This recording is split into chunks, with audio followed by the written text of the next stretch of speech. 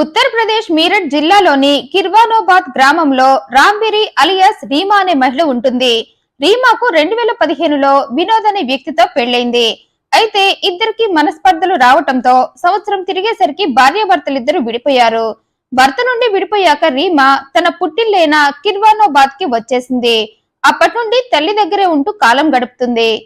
సరిగ్గా అదే టైంలో రీమా ఉండే పక్క గ్రామమైన కిర్వా జలాల్పూర్ లో ఉండే ఆదేశ్ అనే వ్యక్తి రీమాకు పరిచయం అయ్యాడు. తొలి పరిచయంలోనే రీమా భర్తతో విడిపోయి ఒంటరిగా ఉంటుందని తెలుసుకున్నాడు. రీమా చాలా అందంగా ఉండటంతో ఆదేశ్ ఆమె అందానికి పడిపోయాడు. అప్పటి నుండి నువ్వు అతిలోక సుందరిలా ఉన్నావంటూ, అందమే ఈర్షపడేంత అందం నీదంటూ రీమా చుట్టూ తిరగటం మొదలు పెట్టాడు. ఇంత అందాన్ని వద్దనుకున్న నీ భర్త నిజంగా మూర్ఖుడే అంటూ ఆమె అందాన్ని పొగుడుతూ నువ్వు చాలా మంచిదానివంటూ ఆదేశ్ ఆమెకు దగ్గరవటం మొదలు పెట్టాడు. రీమా కూడా ఒంటరిగా ఉండటంతో ఆదేశ్ మాటలకి పడిపోయింది. పైగా ఆదేశ్ నువ్వు నన్ను పెళ్లి చేసుకుని నా జీవితంలోకి వస్తే నిన్ను మహారాణిలా చూసుకుంటానంటూ రీమాతో అనటంతో మొదటి పెళ్లి విఫలమైన ఆదేశ్ రూపంలో మళ్లీ తన జీవితంలో ఆనందం వస్తుందనుకుంది. దీంతో రీమా కూడా ఆదేశ్ ప్రేమకు ఓకే చెప్పింది. అప్పటి నుండి ఇద్దరు తరచుగా కలుసుకోవటం మొదలు పెట్టారు. రీమా ఏదో ఒక వంక చెప్పి తల్లిదండ్రులకు మస్కా కొట్టి ప్రియుడిని కలుసుకునేది.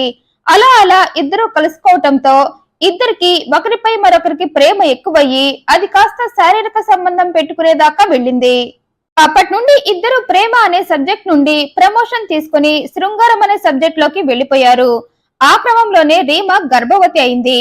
ఇంట్లో చెప్తే మొగుడిని వదిలేశాక నీకు గర్భం ఎలా వచ్చిందో చెప్పమంటూ తంతారని రీమా ఇంట్లో వాళ్ళకి చెప్పకుండా నువ్వు తండ్రివి కాబోతున్నావంటూ ఇప్పుడు నేను 3 నెలల గర్భవతినని ప్రియుడికి చెప్పింది. ఆ ఒక్క మాటతో ప్రియుడు తను కోమాలోకి పోయినట్లు ఫీల్ అయిపోయాడు. చావు కబురు చల్లగా చెప్పినట్లు 3 నెలల నుండి చెప్పకుండా తీరుబడిగా ఇప్పుడు చెప్తున్నావా అని ప్రియురాలని తిట్టాడు. అయితే శుభవార్త చెప్తే ప్రియుడు సంతోషిస్తాడనుకుంటే అతను తిట్ల దండకం మొదలు పెట్టడంతో రీమా షాక్ అయిపోయింది.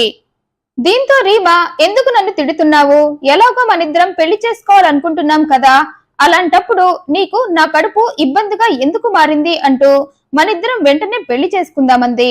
మన విషయం మా ఇంట్లో వాళ్ళకి చెప్పి మన పెళ్లికి వాళ్ళని ఒప్పిస్తా, నువ్వు కూడా మీ వాళ్లకు చెప్పి వాళ్ళని మన పెళ్లికి ఒప్పించమంది. ఆ మాటకి ప్రియుడు అదిరిపడ్డాడు. మన పెళ్లి సంగతి తరువాత, ముందు నువ్వు నీ కడుపు తీయించుకో అని ఆమెపై ఒత్తిడి తెచ్చాడు.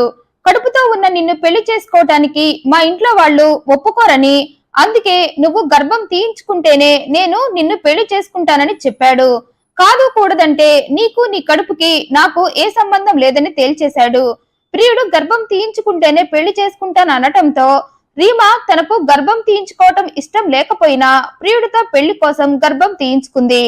అలా కొద్ది రోజులు గడిచాయి. మళ్లీ ప్రేమికులిద్దరూ శారీరకంగా కలవటం మొదలు పెట్టారు.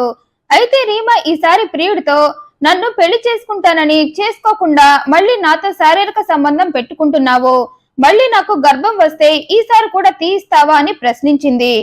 దానికి ప్రియుడు అప్పుడేదో ఒకసారి వచ్చిందని మళ్లీ వస్తుందా ఏంటి, నువ్వు అలాంటి పిచ్చి ఆలోచనలు చేసి నా మూడు పాడు చేయొద్దంటూ ఆమెతో ఏకాంతంగా కలుస్తూ కొద్ది రోజులు మనం ఇలాగే ఎంజాయ్ చేసి ఆ తర్వాత పెళ్లి చేసుకుందామన్నాడు.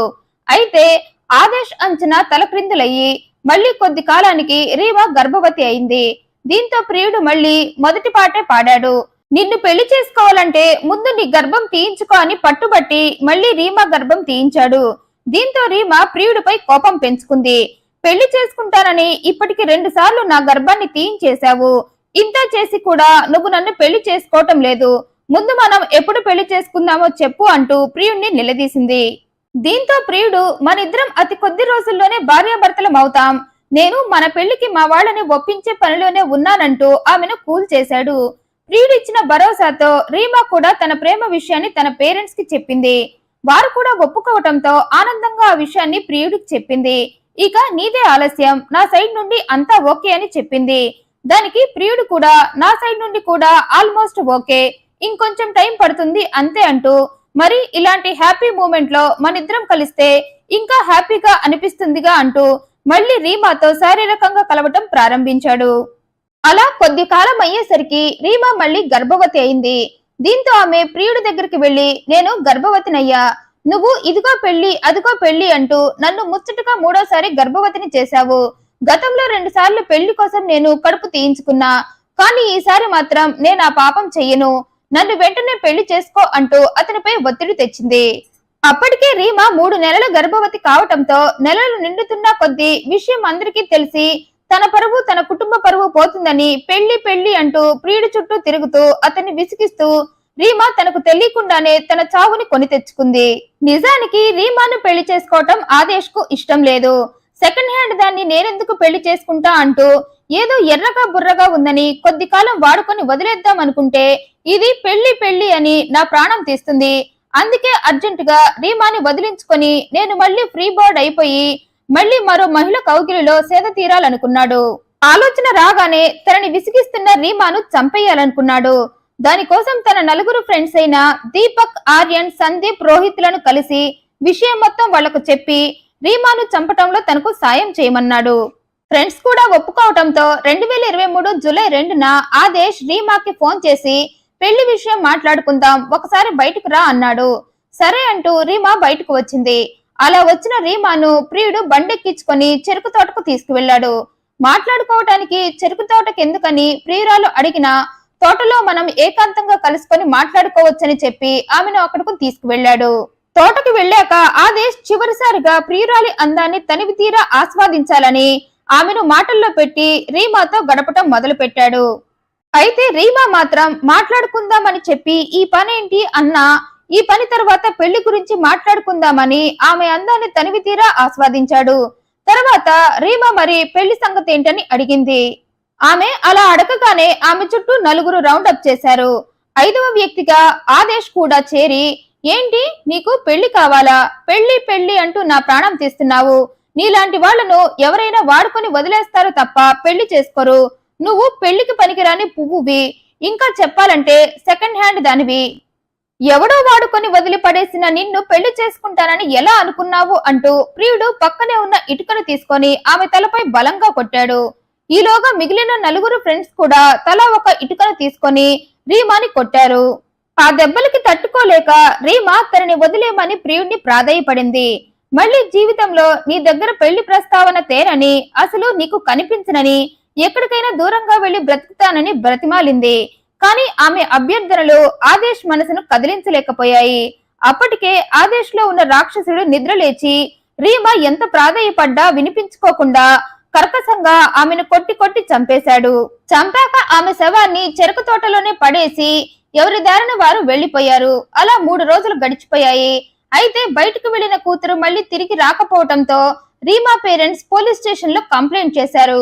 కేసు నమోదు చేసుకున్న పోలీసులు రీమా ఆచూకీ కోసం గాలిస్తుండగా చెరుకు తోటలో మహిళా శవం ఉందని ఆ తోటకు పనికి వచ్చిన వారు శవాన్ని చూసి పోలీసులకు చెప్పటంతో పోలీసులు ఆ శవాన్ని హ్యాండ్ ఓవర్ చేసుకుని దాన్ని రీమా పేరెంట్స్ కి చూపించారు. ఆ శవాన్ని చూసి ఇది మా రీమా శవమే అని తల్లిదండ్రులు గుర్తించి మా కూతుర్ని ఇలా ఆమె ప్రియుడు ఆదేశ్ నే చంపేసి ఉంటాడని వారి మనసులో ఉన్న అనుమానాన్ని పోలీసులకు చెప్పారు.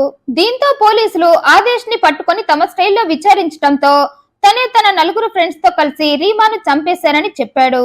రీమా 3 నెలలు గర్భవతి అని, అందుకే తనని పెళ్లి చేసుకోమని నాపై ఆమె ఒత్తిడి తెచ్చిందని, దీంతో ఆమెను పెళ్లి చేసుకోవటం ఇష్టం లేకే నేను నా 4 ఫ్రెండ్స్ తో కలిసి రీమాను చంపేశానని చెప్పాడు.